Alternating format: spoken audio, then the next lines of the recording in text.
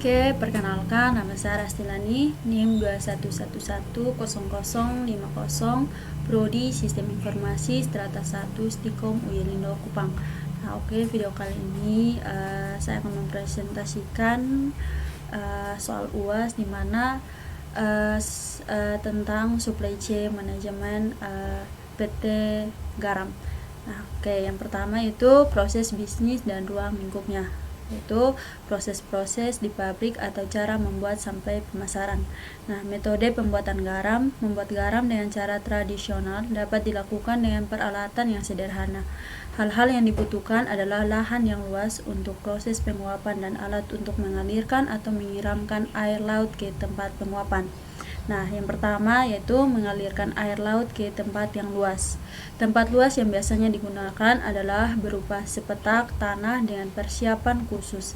Tempat tersebut digunakan untuk menampung air laut yang akan dipanaskan dengan sinar matahari atau penguapan. Prosesnya yaitu sebagai berikut. Nah, yaitu air dimasukkan ke dalam tempat penampungan dengan cara ditimba menggunakan jergen atau dengan yang kedua, memanfaatkan pasang surat air laut.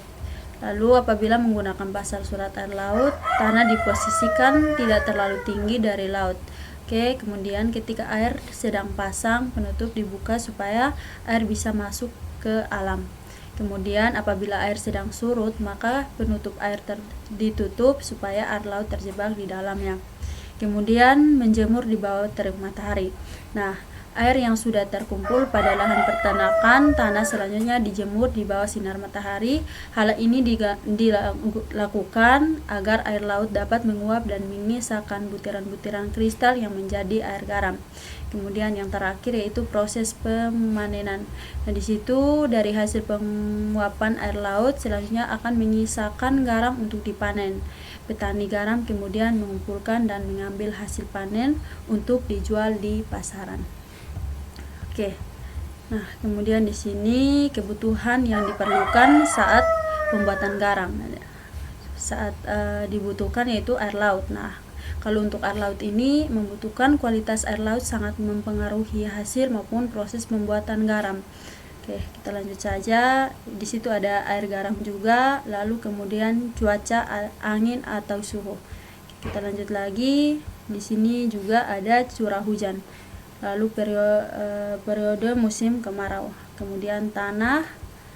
Lalu di sini kita masuk pada teknik pemilihan supplier. Nah, pemilihan supplier ini itu pilih garam beriodium. Memilih garam tidak biasa hanya melihat bentuknya yang seperti kristal, berwarna putih dan rasanya asin. Namun pastikan kalau garam food lovers pilih mengandung iodium. Kenapa? Karena garam tidak hanya berfungsi meningkatkan cita rasa makanan. Garam yang mengandung iodium berguna untuk menjaga fungsi kelendaran tiroid sehingga dapat bekerja dengan baik dalam sistem metabolisme, bakar energi dan produksi protein di dalam tubuh. Oke, kita lanjut.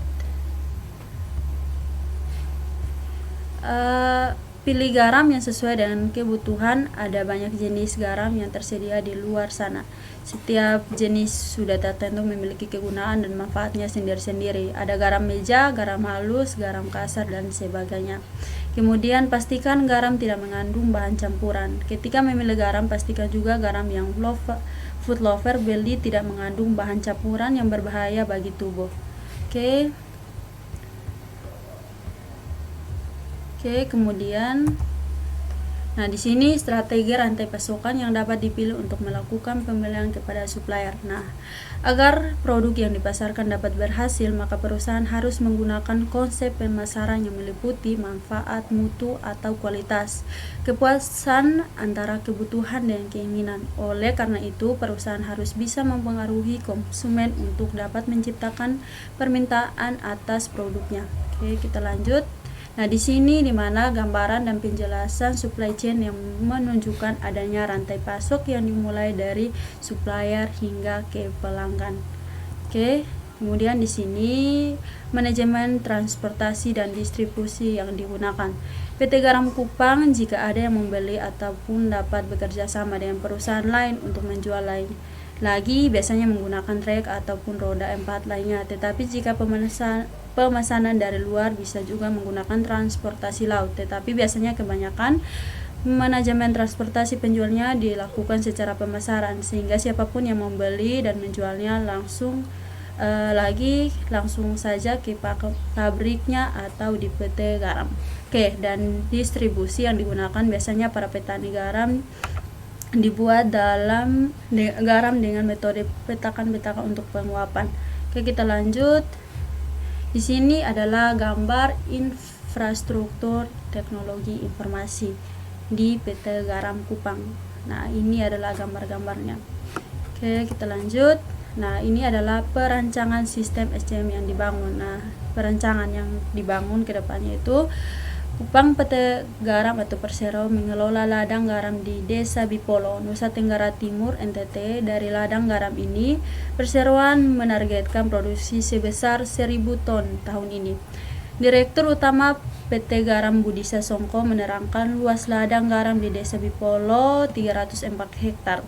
Lahan tersebut sebenarnya lahan masyarakat yang kemudian dikelola PT Garam. Lahan tersebut dikuasai oleh 2 kelompok masyarakat. Lalu kata Budi Sasongko, punya masyarakat dikerjasamakan dengan kita di Desa Bipolo, Kabupaten Kupang, Nusa Tenggara Timur, Selasa 14 Agustus 2018. Dia menerangkan lalu tersebut baru beroperasi sekitar 3 tahun. Oke, mungkin itu saja presentasi dari saya. Mohon maaf jika ada kekurangan. Sekian dan terima kasih.